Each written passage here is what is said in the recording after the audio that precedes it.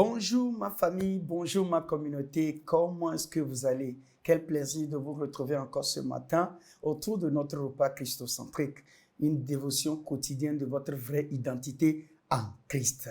Christ Kossi Aglé est mon nom, je serai votre serviteur. Éternel des amis, nous te disons merci. Nous glorifions ton nom, nous sanctifions ton nom. Papa, merci pour ce jour que tu as encore prédestiné. Papa, tu as dit dans ta parole, l'homme ne vivra pas seulement que de pain, mais de toute parole qui vient de Dieu. Papa, ce matin, nous sommes réunis encore autour de ce repas. Papa, bâtis-nous, que l'entrée de ta parole donne la lumière. Illumine-nous encore, bâtis-nous encore. Fasse-nous grandir dans la foi et dans la connaissance pour la gloire de ton Saint-Nom. Papa, manifeste-toi ce matin. Révèle-toi à nous puissamment. Au nom précieux de Jésus, nous avons prié, nous avons reçu. Amen. Quel plaisir de vous retrouver. Et comme d'habitude, je vous invite à partager la vidéo autour de vous, à la partager dans vos groupes. Et pour ceux qui le font toujours, nous vous disons un sincère merci. Et si vous venez de nous retrouver, nous sommes sur ce repas christocentrique depuis le 1er janvier. Donc, vous pouvez aller sur nos pages, abonnez-vous et touchez votre cloche de notification pour qu'à chaque moment, vous puissiez quand même avoir des alertes si nous publions une nouvelle vidéo. Allons-y directement à la parole. Aujourd'hui, déjà, nous sommes le 27 février. Donc, le titre de ce matin, c'est « Le croyant est une lumière ». Le croyant est lumière. Le croyant est lumière. Alors, il est important d'abord que le croyant reconnaisse son identité, qui il est. C'est très important de savoir qui nous sommes, qui tu es. Et c'est de là maintenant, tu vas commencer maintenant à exercer ton autorité. Éphésiens 5, verset 8. Autrefois, vous étiez ténèbres, et maintenant, vous êtes lumière dans le Seigneur. Marchez comme des enfants de lumière. Verset 9. Car le fruit de la lumière consiste en toutes sortes de bonté, de justice et de vérité. Cela montre que le croyant est maintenant lumière en lui. Les originaux du verset 9 sont rendus fruits de lumière. Nous avons le fruit de la lumière. Alléluia. Colossiens 1, verset 13. Qui nous a délivrés de la puissance des ténèbres et nous a transportés dans le royaume du Fils de son amour. Nous avons été délivrés des ténèbres et transférés dans le royaume des fils. Ce qui montre que nous avons pris l'identité de notre nouvelle action. C'est un royaume de fils et nous sommes les fils. Alléluia. Car une nation est composée de citoyens. Alors, quand vous voyez un peu le Colossiens 1, verset 13, il dit quoi? Qui nous a délivrés de la puissance des ténèbres et nous a transportés dans le royaume du Fils de son amour. Hier, nous avons dit que le croyant qui court encore dans les églises pour avoir une délivrance est un croyant qui vit dans l'ignorance, est un croyant qui ne se connaît pas. Alors ici, Colossiens nous dit que nous avons été délivrés. Donc, naître de nouveau, c'est la grande délivrance qui existe. C'est la grande délivrance qui existe. Donc, nous avons été transférés du royaume des ténèbres dans le royaume de quoi? De lumière, ou le royaume de ses fils. Alléluia. Donc, nous sommes citoyens du royaume de Dieu. 1 Pierre 2, verset 9.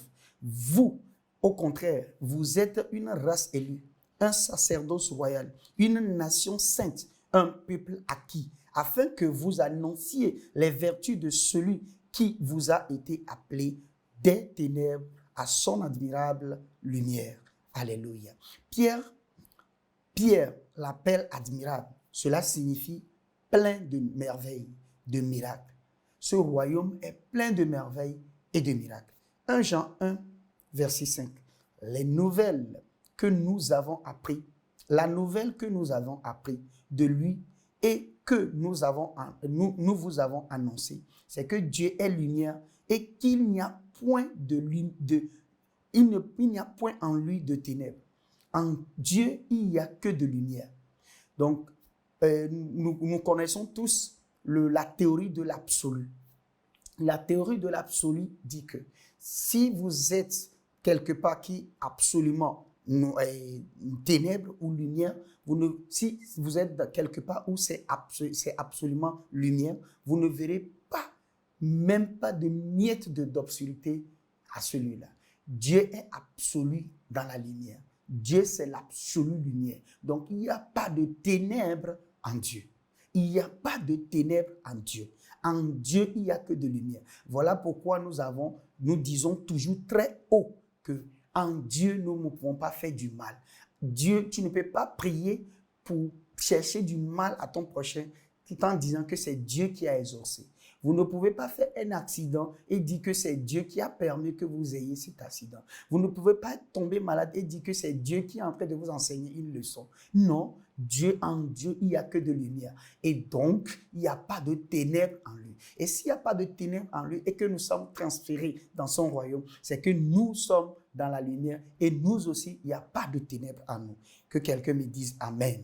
Jean nous aide à voir un fait fondamental à propos de Dieu. Ici, il n'y a aucune obscurité en lui. Il n'y a aucune obscurité en lui. Il n'est que lumière. Cela doit certainement se voir aussi dans sa progéniture. Autrement dit, si Dieu, nous sommes des fils de Dieu, nous sommes des descendants de Dieu et qu'en Dieu, il n'y a pas d'obscurité, ça veut dire que nous qui sommes des descendants de Dieu, nous n'avons pas d'obscurité en nous. S'il est lumière, il nous a donné naissance, alors nous aussi, nous sommes automatiquement comme lumière. Alléluia. Paul explique encore plus loin. Dans 2 Corinthiens 6, verset 14. Ne vous mettez pas avec les infidèles sous un joug étranger, car quel rapport y a-t-il entre la justice et l'iniquité? Ou qu'y a-t-il de commun entre la lumière et les ténèbres? Alors, Pierre est en train d'envoyer dans sa lettre aux Corinthiens la manière dont il est en train de leur montrer ce qu'ils sont, c'est-à-dire eux, ils sont lumière, et donc ils n'ont pas droit d'exercer ou bien de montrer encore une nature qui ne reflète pas leur nature en réalité. Donc, c'est un peu ça qu'en nous, un chrétien est absolument, est lumière absolue. Alléluia. Les croyants sont appelés lumière. Les croyants sont appelés lumière. La lumière signifie direction. Il n'en manque jamais. Il donne une direction. La lumière ne donne que la direction. La lumière illumine. La lumière ne manque jamais de direction.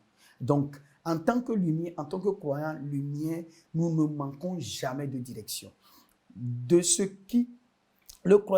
Les croyants sont appelés lumière. La lumière signifie direction. Il n'en manque jamais. Il donne une direction. De ce qui précède, il est clair que nous avons depuis quitté le chemin de la confusion.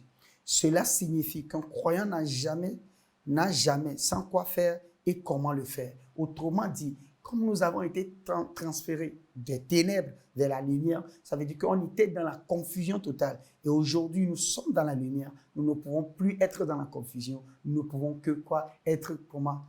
Nous sommes que dans la lumière et nous savons exactement ce qu'il faut faire dans la lumière. Dans la lumière, il n'y a pas de confusion. C'est de ça qu'il est en train d'expliquer ici. Nous sommes en lui. La direction est notre héritage en Christ.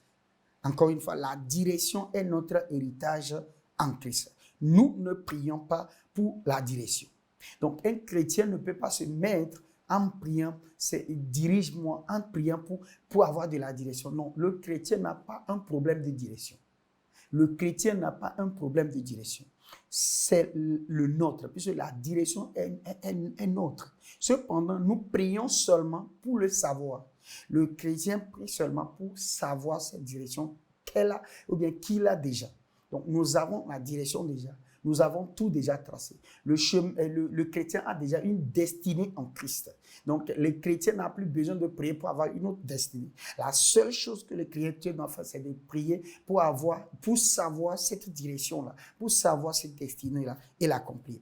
C'est-à-dire de voir et y marcher. Autrement dit, nous savons comment le voir et comment marcher, comment s'y prendre. Les croyants sont appelés lumière. La lumière signifie la direction. Nous l'avons déjà dit. Il ne manque jamais. Il ne manque jamais de direction.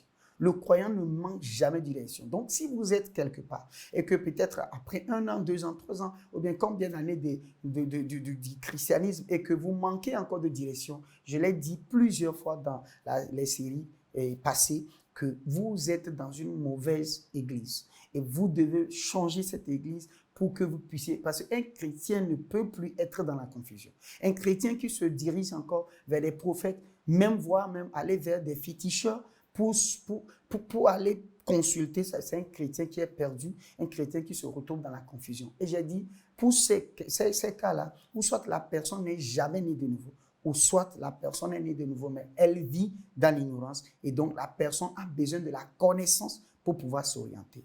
Donc, il donne une orientation. Donc, autrement dit, le chrétien est censé donner l'orientation. C'est le chrétien qui est censé maintenant orienter des gens et non les chrétiens censés d'aller chercher une orientation. C'est très important de savoir que nous sommes dans la lumière et la lumière, c'est la direction. La lumière n'a plus besoin d'être orientée, mais c'est la lumière plutôt qui oriente. Alléluia. Quel plaisir de savoir que nous sommes lumière. Nous sommes lumière en Christ. Alors répétez avec moi, je reconnais qui je suis. Je suis lumière en Christ. Je ne marche pas dans les ténèbres. Alléluia. On répète encore une fois. Je reconnais qui je suis. Je suis lumière en Christ. Je ne marche pas dans les ténèbres. Alléluia. Nous sommes lumière en Christ. Oh, gloire à Dieu pour nous avoir rachetés. Et aujourd'hui, nous ne sommes plus dans la confusion. Nous sommes dans la lumière. Quel plaisir de le savoir. Nous sommes déjà à la fin, mais permettez-moi de prier avec vous. Éternel des amis, nous te disons merci. Nous glorifions ton nom, nous sanctifions ton nom, Papa. Merci pour cette révélation que tu nous as donnée ce matin. Merci parce qu'aujourd'hui, nous savons que nous sommes dans la lumière et nous ne sommes plus dans la confusion. Nous avons été transférés, nous avons été délivrés sous le joug des ténèbres dans la lumière. Et nous avons la direction, nous sommes la direction, nous sommes la lumière. Papa, nous déclarons maintenant que Papa, fais-nous savoir cette direction, fais-nous savoir cette direction, fais-nous savoir qui nous sommes et ce que nous pouvons faire avec cette lumière-là pour qu'on puisse être une solution pour cette génération. Père, je te dis merci. Je prie pour un frère, je prie pour une sœur en ce moment qui m'écoute, qui se trouve encore dans la confusion, que je déclare que cette confusion-là cesse maintenant en lui et qu'il revienne, qu'il reconnaisse qui il est et que la direction lui soit tracée, lui soit révélée au nom précieux de Jésus. Père, nous te disons merci. Nous glorifions ton nom, nous sanctifions ton nom. Au nom précieux de Jésus, nous avons prié, nous avons reçu. Amen. Quel plaisir de savoir que vous êtes restés jusqu'à la fin et quel plaisir de savoir aujourd'hui que nous sommes lumière et qu'en nous, nous sommes la direction du monde. Nous sommes la lumière du monde. La Bible dit, nous sommes une lumière située au-dessus d'une montagne. Nous ne pouvons pas être cachés. Aujourd'hui, nous savons cela et aujourd'hui, nous marcherons dans cette lumière-là éternellement. Quel plaisir de le savoir.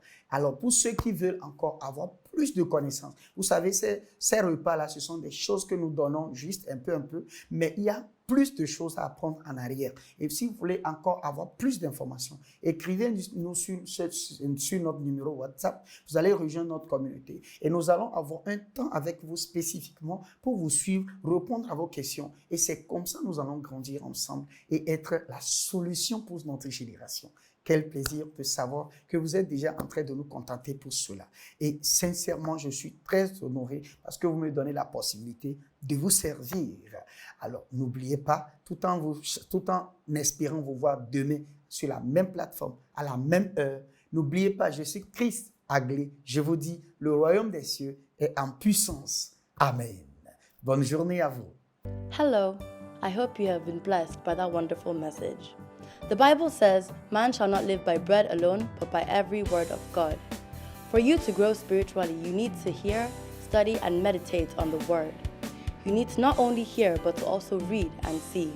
And that is why you need the Christocentric meal. To order this life-changing book and other titles, DVDs, and CDs by Dr. Abel Damina, call the number or email the address on the screen. This is a book that reveals to you who you are in Christ, what you have in Christ, and what Christ can do through you.